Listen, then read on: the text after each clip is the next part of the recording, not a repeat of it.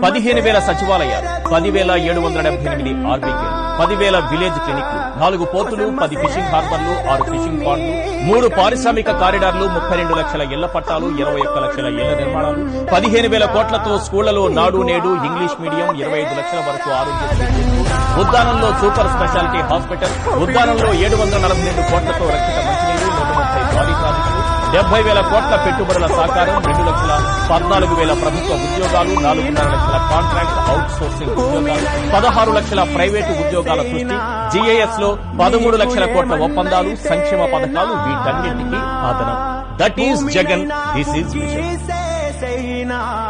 నీకు ఏమన్నైతే